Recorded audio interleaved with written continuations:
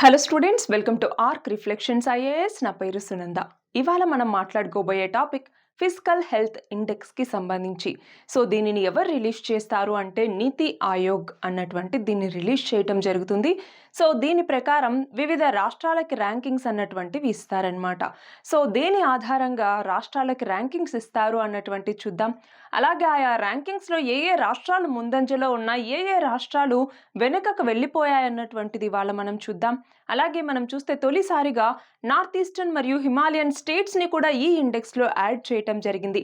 మరి ఏ ఏ కేటగిరీస్లో ఏ ఏ రాష్ట్రాలు అన్నటువంటి ఉన్నాయన్నటువంటి తెలుసుకుందాం. అలాగే ఇక్కడ కీ ఫైండింగ్స్ ఏంటన్నటువంటి చూద్దాం. సమస్యలేంటి, వాటిని ఎదుర్కోవటానికి ఎలాంటి రికమెండేషన్స్ని నీతి ఆయోగ్ ఇచ్చింది అన్నటువంటిది ఇవాళ మనం తెలుసుకుందాం. సో ఫస్ట్ ఆఫ్ ఆల్ చూడండి, కంటెక్స్ట్ ఏంటి అంటే నీతి ఆయోగ్ 2023-24 సంవత్సరానికి సంబంధించి ఈ యొక్క ఫిజికల్ హెల్త్ ఇండెక్స్ని రిలీజ్ చేసింది. సో ఇది 2026కి సంబంధించింది కాదు. అప్పటి అంటే 2023-24 సంవత్సరంలో రాష్ట్రాల యొక్క పనితీరు అన్నటువంటిది ఫిజికల్కి సంబంధించి ఎలా ఉంది అని తెలియజేసేటటువంటి ఇండెక్సే ఈ ఫిజికల్ హెల్త్ ఇండెక్స్ అన్నటువంటిది. సో గమనించాలి, ఇది ఒక డేటా డ్రివెన్ ఇండెక్స్. ఎవరు ఇస్తారు? నీతి ఆయోగ్. ప్లానింగ్ కమిషన్ నేపథ్యంలో దీనిని తీసుకురావటం జరిగింది. దానికి రీప్లేస్మెంట్గా ఎప్పుడు 2015 సంవత్సరంలో. సో ఇది ఒక థింక్ ట్యాంక్ అన్నటువంటిది. సో ఈ నీతి ఆయోగ్ ఈ ఫిజికల్ హెల్త్ ఇండెక్స్ని ఇవ్వటం జరిగింది. దాంట్లో వివిధ రాష్ట్రాలకి ర్యాంకింగ్స్ ఇస్తారనమాట. జనరల్ స్టేట్స్ వచ్చేసరికి 18, అలాగే నార్త్ ఈస్టర్న్ హిమాలయన్ స్టేట్స్ వచ్చేసరికి 10ని ఇందులో ఇంక్లూడ్ చేయటం జరిగింది. సో ఇక్కడ చూడండి, స్టేట్స్కి ఇక్కడ ర్యాంకింగ్ అన్నటువంటిది ఇస్తారు. అలాగే ఫిజికల్ రిఫార్మ్స్ తీసుకురావటానికి, వాటికి కావాల్సినటువంటి చేంజెస్ ఏంటి అనేది సజెస్ట్ చేయడానికి కూడా ఈ ఇండెక్స్ అన్నటువంటిది ఉపయోగపడుతుంది. సో ఇక్కడ ఎన్ని రాష్ట్రాలకి ఇక్కడ ఇంక్లూడ్ చేయటం జరిగింది అంటే చూడండి, ఈ ఇండెక్స్ అన్నటువంటిది ఇప్పుడు సెకండ్ ఎడిషన్. ఇందులో 18 మేజర్ స్టేట్స్ని తీసుకోవటం జరిగింది. అలాగే 10 నార్త్ ఈస్టర్న్ మరియు హిమాలయన్ స్టేట్స్కి ఇక్కడ ర్యాంకింగ్స్ ఇచ్చారు. అయితే వీటిని సపరేట్గా వీటికి ర్యాంకింగ్స్ ఇచ్చారనమాట. పైగా వీటిని ఇప్పుడు ఫస్ట్ టైం యాడ్ చేయటం జరిగింది. సో వీటికి సపరేట్ ర్యాంకింగ్స్ అన్నటువంటిది ఇవ్వటం జరిగింది డ్యూ టు వేరియస్ ఇష్యూస్ వల్ల అనమాట. సో ఒకసారి ఇక్కడ చూడండి, ఇందులో మనం చూస్తే ఏమేం పిల్లర్స్ ఉన్నాయి ఈ ఇండెక్స్లో అంటే ముఖ్యంగా 5. అవి ఒకటి, ఎక్స్పెండిచర్ క్వాలిటీ అన్నటువంటిది ఆయా రాష్ట్రాల వద్ద ఎలా ఉంది అంటే ఏ ఎక్స్పెండిచర్ అన్నటువంటిది చేస్తుంది ఆయా రాష్ట్రం అన్నటువంటిది ఇక్కడ పరిగణలోకి తీసుకోవటం జరుగుతుంది. రెండవది రెవెన్యూ మొబిలైజేషన్ అంటే ఏంటి, ఆయా రాష్ట్రాలకు రెవెన్యూ ఎక్కడి నుంచి వస్తుంది, ఏమేం సోర్సెస్ నుంచి వస్తుంది, ఏ ఏ సోర్సెస్ నుంచి ఎంత రెవెన్యూ అన్నటువంటిది ఆ రాష్ట్రం కలెక్ట్ చేస్తోంది అని చెప్పేసి. మూడవది ఫిస్కల్ ప్రుడెన్స్ అంటే ఏంటి, ఆయా రాష్ట్రం యొక్క ఆర్థిక పరిస్థితి అన్నటువంటిది ఎలా ఉంది, ఎక్స్పెండిచర్ని దేని మీద ఎంత ఖర్చు పెడుతోంది అన్నటువంటిది చూసుకుంటోందా లేదా, అంటే రెవెన్యూకి ఎక్స్పెండిచర్కి మధ్య ఎంత తేడా అన్నటువంటిది ఉంటుంది, దేని మీద ఎక్కువ ఎక్స్పెండిచర్ పెడుతోంది, దేని నుంచి ఎక్కువ రెవెన్యూ వస్తుంది, వాటన్నింటికి సంబంధించి అనమాట. అలానే డెట్ ఇండెక్స్ అంటే ఒక పర్టికులర్ రాష్ట్రం అన్నటువంటిది ఎక్కడి నుంచి అప్పులు అన్నటువంటివి తీసుకుంటోంది, ఆ అప్పుల్ని దేని మీద ఖర్చు పెడుతోంది. అంటే అప్పులు తీసుకొని మనం క్యాపిటల్ ఎక్స్పెండిచర్ మీద పెట్టామనుకోండి, అది రిటర్న్స్ ఇస్తుంది లాంగ్ టర్మ్లో. అలా కాకుండా రెవెన్యూ ఎక్స్పెండిచర్ మీద పెడితే మళ్ళీ డెట్ అన్నటువంటిది పెరుగుతుంది. సో ఆ డెట్ని ఎలా మేనేజ్ చేస్తోంది, ఆ డెట్లో సస్టైనబిలిటీ ఉందా లేదా, అంటే ఆ డెట్ని ఎక్కడ పెడుతుంది, దాని నుంచి వచ్చేటటువంటి అవుట్కమ్ ఏంటి. డెట్ సస్టైనబిలిటీ అంటే ఏంటి, ఆ డెట్ ద్వారా మనకి ఆ గ్రోత్లో అంటే ఆ రాష్ట్రం యొక్క గ్రోత్ జీడిపిలో ఎలాంటి చేంజెస్ ఉంటున్నాయి, ఏమన్నా ఆ రాష్ట్ర జీడిపిలో చేంజెస్ వస్తూ ఉన్నాయా, ఇలాంటి వీటన్నింటినీ కూడా పరిగణలోకి తీసుకొని ఆయా రాష్ట్రాలకి ఫిజికల్ హెల్త్ ఇండెక్స్ కింద ర్యాంకుల్ని ఇవ్వటం జరిగింది. సో ఒకసారి ఇక్కడ చూడండి, ఏంటి క్లాసిఫికేషన్ అన్నటువంటిది అంటే ఇప్పుడు ఆ పర్టికులర్ రాష్ట్రాలని ఏ ఏ విధంగా క్లాసిఫై చేశారు అంటే, ఒకటి అచీవర్స్ అంటే ఏ రాష్ట్రాలైతే స్ట్రాంగ్ ఫిజికల్ డిసిప్లిన్ని కలిగి ఉన్నాయో వాటిని అచీవర్స్ కింద పెట్టారు. అలా కాకుండా ఫ్రంట్ రన్నర్స్ అంటే ఏంటి, ఫిజికల్ ప్రుడెన్స్ అన్నటువంటిది ఉంది, ఫిజికల్ డిసిప్లిన్ని పాటిస్తూ ఉన్నాయి, బట్ మరీ ఎక్కువ కాదనమాట నార్మల్గా. సో అలాంటి వాటిని ఫ్రంట్ రన్నర్స్. మోడరేట్ పర్ఫార్మెన్స్ ఉంటేనేమో వాటిని పర్ఫార్మర్స్ కేటగిరీలో, లేదు హై ఫిజికల్ స్ట్రెస్ కలిగి ఉన్నటువంటి రాష్ట్రాలనేమో ఆస్పిరేషనల్ కేటగిరీలో ఉంచడం జరిగింది. సో చూడండి, హై ర్యాంక్ స్టేట్కి వచ్చేసరికి మంచి ఫిజికల్ డిసిప్లిన్ అన్నటువంటిది ఉంది, అలాగే ఫిజికల్ మొబిలైజేషన్ ఎఫర్ట్స్ అన్నటువంటివి బాగా పెడుతూ ఉన్నాయని చెప్పేసి. అదే లో ర్యాంక్స్ ఉన్నాయనుకోండి, వాటిలో ఏంటి ఎక్కువగా డెవలప్మెంట్ ఎక్స్పెండిచర్ మీద ఖర్చు పెట్టట్లేదు, అలానే సస్టైనబుల్ ఫిజికల్ ప్యాటర్న్స్ అన్నటువంటివి ఆయా రాష్ట్రాలు ఫాలో అవ్వట్లేదు. సో అవి రెండు రెండింటికి మధ్య ఉన్నటువంటి తేడా అచీవర్స్కి, యాస్పిరేషనల్ ఈ స్టేట్స్కి ఉన్నటువంటి తేడా అనమాట. సో ఒకసారి ఆ ర్యాంక్స్ అన్నటువంటివి ఎలా ఉన్నాయి ఏంటన్నటువంటి చూస్తే చూడండి, స్టేట్స్లో ఒడిషా అన్నటువంటిది మొదటి స్థానంలో ఉంది, దాని తర్వాత గోవా, దాని తర్వాత జార్ఖండ్. అయితే ఇక్కడ స్కోర్కి సంబంధించి చూస్తే 73.1లో ఒడిషా అన్నటువంటిది ఫస్ట్ ప్లేస్లో ఉంది. లాస్ట్ టైం ఒడిషానే ఉండింది, మళ్ళీ ఇప్పుడు కూడా ఒడిషా రాష్ట్రం అన్నటువంటిదే ఉంది. అండ్ ఇక్కడ లాస్ట్ చూడండి పంజాబ్, దాని తర్వాత ఆంధ్రప్రదేశ్, దాని తర్వాత వెస్ట్ బెంగాల్. సో ఆంధ్రప్రదేశ్ ఎంత లిస్ట్లోకి వెళ్ళిపోయింది అన్నటువంటిది ఇక్కడ మనం చూడొచ్చు. రెండవది తెలంగాణ పొజిషన్ వచ్చేసరికి 7వ పొజిషన్ అనమాట. అండ్ ఇంకోటి మనం గమనించాల్సింది ఏంటి అంటే ఈ ఫిజికల్ హెల్త్ ఇండెక్స్ స్కోర్ అన్నటువంటిది. ఇందులో చూడండి ఒడిషా యొక్క స్కోర్ ఎంత, 73.1. అది పక్కన పెడితే మిగతా రాష్ట్రాలన్నీ కూడా చాలా నామినల్ స్కోర్స్ చూడండి, 54.7, 73కి 54కి ఎంత తేడా ఉంది.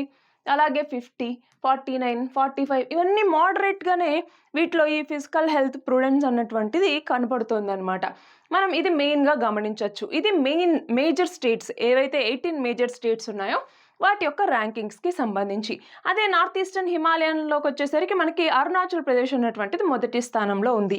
సో ఒకసారి ఇక్కడ చూడండి, ర్యాంక్స్కి సంబంధించి చూస్తే టాప్ పర్ఫార్మర్స్ అంటే అచీవర్స్కి సంబంధించి ఒడిషా, గోవా, జార్ఖండ్ ఈ 3 ఉన్నాయి. అదే లోయెస్ట్ పర్ఫార్మర్స్ అంటే ఆస్పిరేషనల్ కిందికి వచ్చేసరికి పంజాబ్, ఆంధ్రప్రదేశ్, వెస్ట్ బెంగాల్ ఇవి ఉన్నాయన్నమాట. అయితే top north eastern Himalayan state వచ్చేసరికి అరుణాచల్ ప్రదేశ్ అన్నటువంటిది. సో ఈ ఇండెక్స్కి సంబంధించిన ట్రెండ్స్ ఎలా ఉన్నాయి అన్నటువంటిది చూస్తే చూడండి, చాలా స్టేట్స్ మోడరేషన్ ఉంది స్కోర్స్లో. ఇందాక మనం చూసామా, ఒడిషా తప్ప మిగతావన్నీ కూడా స్కోర్స్ అన్నటువంటివి చాలా నార్మల్గా ఉన్నాయని చెప్పేసి. రెండవది కర్ణాటక, తెలంగాణ ఇవి 2 కూడా వాటి యొక్క ర్యాంక్స్ అన్నటువంటివి తగ్గిపోయాయి. మూడవది కేరళ, తమిళనాడు ఇవి ఆస్పిరేషనల్ కేటగిరీకి పడిపోయాయి. సో ఇక్కడ ఏంటి, పర్ఫార్మర్స్గా ఉన్నటువంటివి ఇప్పుడు ఆస్పిరేషనల్ అంటే లాస్ట్ కేటగిరీకి పడిపోయాయి అన్నమాట. సో ఇలా కొన్ని రాష్ట్రాలు అన్నటువంటివి ఇంతకు ముందు కన్నా ఇప్పుడు హెల్త్ ఈ ఫిజికల్ హెల్త్కి సంబంధించి వాటి యొక్క ర్యాంక్ అన్నటువంటి తగ్గిపోయింది. మరి నార్త్ ఈస్టర్న్ స్టేట్స్కి సంబంధించి చూస్తే చూడండి, అచీవర్స్లో అరుణాచల్ ప్రదేశ్, ఉత్తరాఖండ్ ఇవి 2 ఉన్నాయి. అదే పర్ఫార్మర్స్కి వచ్చేసరికి అస్సాం, మేఘాలయ, మిజోరాం, సిక్కిం, త్రిపుర ఈ 5 రాష్ట్రాలు ఉన్నాయి. అదే ఆస్పిరేషనల్ కేటగిరీకి వచ్చేసరికి హిమాచల్ ప్రదేశ్, మణిపూర్ మరియు నాగాలాండ్ ఈ 3. సో మొత్తం 10 రాష్ట్రాలు ఈ 3 కేటగిరీస్లోనే ఉన్నాయన్నమాట. సో ఇది నార్త్ ఈస్టర్న్ మరియు హిమాలయన్ స్టేట్స్కి సంబంధించి.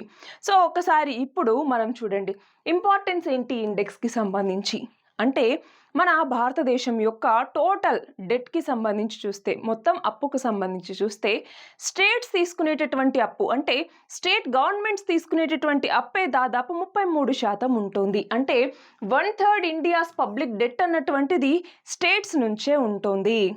పబ్లిక్ డెట్ అంటే ఏంటి, గవర్నమెంట్స్ అన్నటువంటివి తీసుకునేటటువంటి అప్పుని మనం పబ్లిక్ డెట్ అనేసి పిలుస్తాం. సో అదే 1/3 అన్నటువంటిది ఉంటుంది. సో అలాంటి స్టేట్స్ యొక్క డెట్ని కంట్రోల్లో పెట్టాలా వద్దా? సో అలా ఫిజికల్ హెల్త్ అన్నటువంటిది మరింత ఇంప్రూవ్ చేసుకోవటానికి, స్టేట్స్ యొక్క డెట్ని తగ్గించడానికి వాటికి ర్యాంకింగ్స్ అన్నటువంటివి ఇవ్వటం, వేటిలో తక్కువగా ఉంది అన్నటువంటిది హైలైట్ చేయటం, అలాగే వాటికి కావాల్సినటువంటి రికమెండేషన్స్ ఇవ్వటం, అవన్నీ ఇండెక్స్ యొక్క ముఖ్య ఉద్దేశం అనమాట. సో చూడండి, హెల్ప్ ఏం చేస్తుంది, ఫిజికల్ డిసిప్లిన్ అన్నటువంటిది రాష్ట్రాలకు నేర్పించడానికి ఉపయోగపడుతుంది. అలాగే రిసోర్స్ అలొకేషన్ అన్నటువంటిది సరిగ్గా చేసేలాగా, అలాగే పబ్లిక్ ఫినాన్షియల్ మేనేజ్మెంట్ అన్నటువంటిది ఆయా రాష్ట్రాలు ఫాలో అయ్యేలాగా చూసుకోవటానికి ఇండెక్స్ అన్నటువంటిది ఉపయోగపడుతుంది. మరి దీనికి సంబంధించి మేజర్గా ఇష్యూస్ ఏమేమి ఐడెంటిఫై చేశారు అంటే, ఒకటి రెవెన్యూ మొబిలైజేషన్ అనేటువంటిది రాష్ట్రాలకి సంబంధించి వీక్గా ఉంది అని చెప్పేసి. సో ఏంటి రెవెన్యూ మొబిలైజేషన్ అంటే? రెవెన్యూ మొబిలైజేషన్ అంటే ఒక రాష్ట్రం అన్నటువంటిది తన యొక్క రిసోర్సెస్ని ఎలా ప్లాన్ చేసుకుంటోంది అంటే, తనకి రిసోర్సెస్ ఎక్కడి నుంచి వస్తున్నాయి. ఫర్ ఎగ్జాంపుల్ ట్యాక్స్ ద్వారానా, లేకపోతే నాన్ ట్యాక్స్ రిసోర్సెస్ ద్వారానా, లేకపోతే డెట్ నుంచి ఎక్కువ ఆ రాష్ట్రానికి మనీ అన్నటువంటిది వస్తుందా, అలా ఏ కేటగిరీస్ నుంచి ఎంత మనీని మొబిలైజ్ చేసుకుంటుందా రాష్ట్ర ప్రభుత్వం అని తెలియజేసేటటువంటిది ఈ రెవెన్యూ మొబిలైజేషన్ అన్నటువంటిది. రెండవది హై కమిటెడ్ ఎక్స్పెండిచర్ అంటే ఏంటి, ఏవైనా ఇప్పుడు పెన్షన్స్ కావచ్చు, లేదంటే శాలరీస్ అన్నటువంటివి కావచ్చు. సో ఇలాంటి వాటి మీద ఖర్చు పెట్టేటటువంటి దాన్ని మనం ఏమంటాం, కమిటెడ్ ఎక్స్పెండిచర్ అనేసి పిలుస్తూ ఉంటాం. సో రాష్ట్రాల్లో ఈ కమిటెడ్ ఎక్స్పెండిచర్ అన్నటువంటిది ఎక్కువగా ఉంటుంది. వాటి వల్ల ఏమవుతోంది, డెట్ బర్డెన్ అన్నటువంటిది పెరుగుతోంది. పైగా ఇప్పుడు రాష్ట్రాలు ఏం చేస్తున్నాయి, ఫ్రీ స్కీమ్స్ అని చెప్పేసి వివిధ రకాల స్కీమ్స్ అన్నటువంటివి ప్రకటించటం, ఇవన్నీ చేస్తూ ఉన్నటువంటి ఈ నేపథ్యంలో ఏదైతే మనీ అన్నటువంటిది వస్తుందో దాన్ని ఎలాగా ఖర్చు పెడుతూ ఉన్నాయి అంటే ఇక్కడ రెండు రకాలు, రెవెన్యూ ఎక్స్పెండిచర్, క్యాపిటల్ ఎక్స్పెండిచర్.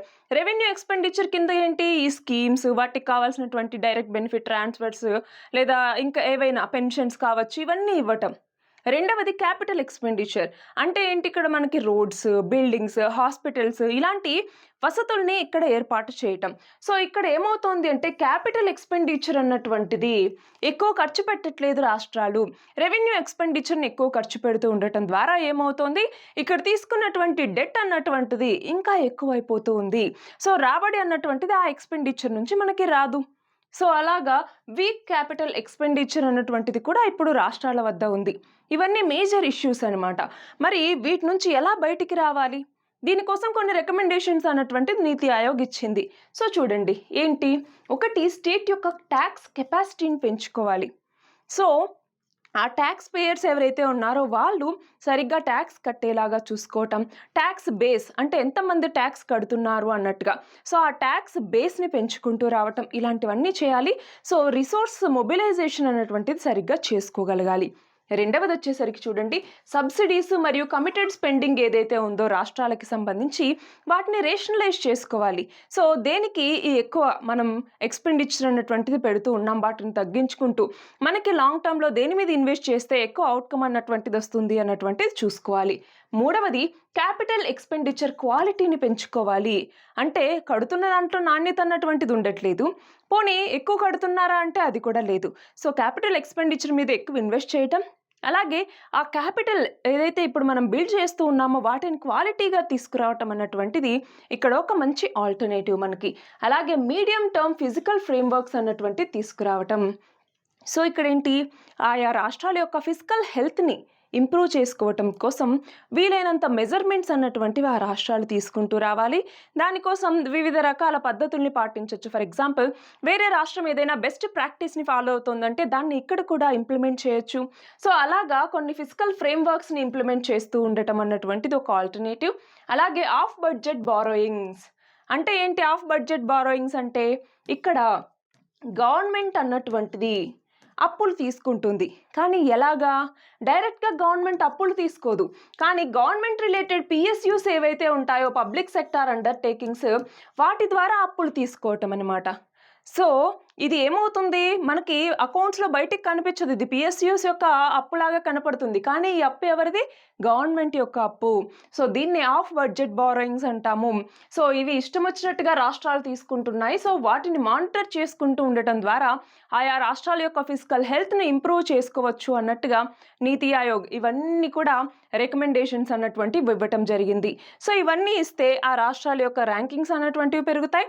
ఆ రాష్ట్రాల యొక్క ఫిజికల్ హెల్త్ అన్నటువంటిది మరింతగా పెరుగుతూ ఉండటం వల్ల ఆ రాష్ట్రంలో ఉండేటటువంటి ప్రజల యొక్క ఫిజికల్ ప్రూడెన్స్ అన్నటువంటిది కూడా పెరుగుతుంది. సో ఇది ఇవాల్టి మన article. All the very best and thank you very much.